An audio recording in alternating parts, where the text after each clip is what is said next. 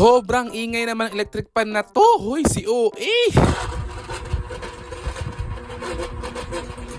Kagabi nga hindi ako pinatulog ng electric pan na yan dahil sa sobrang ingay. Akala mo talaga inaaway. Kaya sabi ko pagkagising ko bukas aayusin ko yung electric pan ko na yan. Dahil ginagalit talaga si OA na to. Pero syempre bago natin gawin yan, mag-ayos muna tayo ng sarili, mag-moisturize ng face dahil sobrang hindi na makatarungan ang face ni OA. Tignan nyo naman, sa kaka-moisturize ko yung face ko, konti na lang at babalik na siya sa normal niyang kulay. Diba nga nasunog ako ng ilang araw dahil sa paliligo ko sa dagat? Oh, diba? May ngiti-ngiti dimple pa yan. Si OA naman, huy. Ibababad ko lang dyan yan at tatrabahuin ko na tong electric pan na to dahil lang gigigil na talaga ako. Gusto ko nang ayusin to at gusto ko nang magamit pag natutulog ako.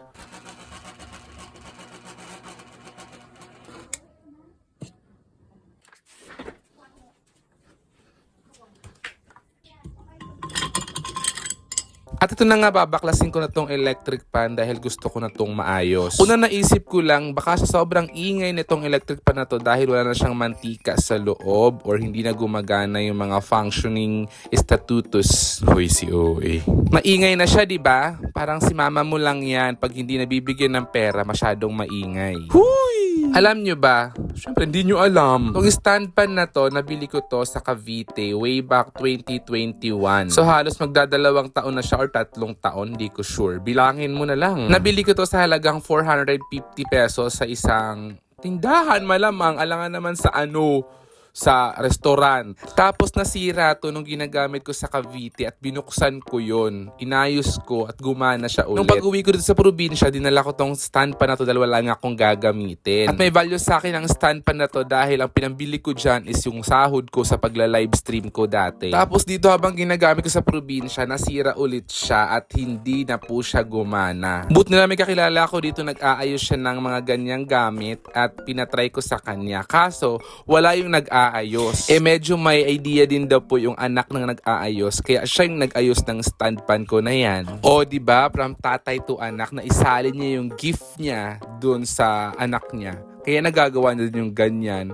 Grabe naman ka-talented si OA. Huy! And ayun nga, naayos nga siya ng anak niya dahil hindi ko alam, magaling siguro siya talaga. Kasi nagbabayad na ako, ayaw niya nang tanggapin, kaya iniwan ko nila sa pintuan nila para makuha niya.